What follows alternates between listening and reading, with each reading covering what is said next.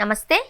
మీరు మీ కార్లో ఉన్న ప్లాస్టిక్ బాటిల్ నుండి నీరు తాగుతుంటే కాస్త ఆలోచించాల్సిన విషయం ఉంది.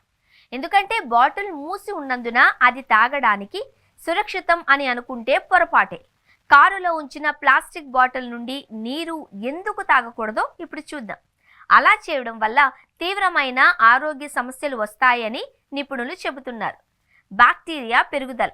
ప్లాస్టిక్ బాటిళ్లలో నిల్వ చేసిన వెచ్చని నిలిచిపోయిన నీరు బ్యాక్టీరియాకు అనువైన సంతానోత్పత్తి ప్రదేశం. జర్నల్ ఆఫ్ వాటర్ అండ్ హెల్త్లో ప్రచురితమైన 2018 అధ్యయనంలో గది ఉష్ణోగ్రత వద్ద లేదా అంతకంటే ఎక్కువ నిల్వ చేసిన సీసాలు ఈ కాయిల్, సూడోమోనాస్ ఎరుగునోసా వంటి బ్యాక్టీరియాను పెంచుతాయి అని కనుగొంది. నీటి నాణ్యతలో క్షీణత. వేడి, సూర్యరశ్మి కార్లలోని ప్లాస్టిక్ బాటిళ్లలోని నీటి భద్రతను ప్రభావితం చేయడమే కాకుండా దాని రుచిని కూడా మారుస్తాయి. ఇంటర్నేషనల్ బాటిల్ వాటర్ అసోసియేషన్ 2014 నివేదిక ప్రకారం ఎక్కువసేపు వేడికి గురి కావడం వలన ప్లాస్టిక్, నీటి మధ్య రసాయన ప్రతిచర్య ఏర్పడుతుంది.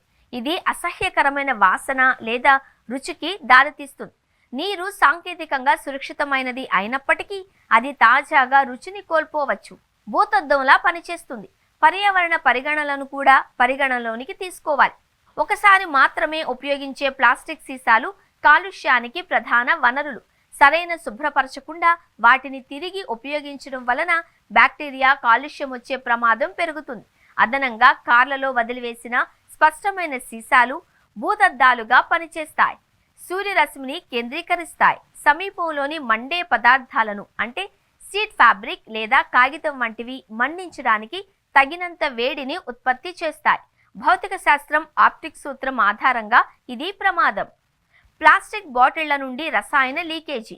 చాలా వరకు డిస్పోజబుల్ వాటర్ బాటిళ్లు పాలిథిలిన్, టెరఫ్థాలేట్ లేదా ఇలాంటి ప్లాస్టిక్లతో తయారు చేయబడతాయి.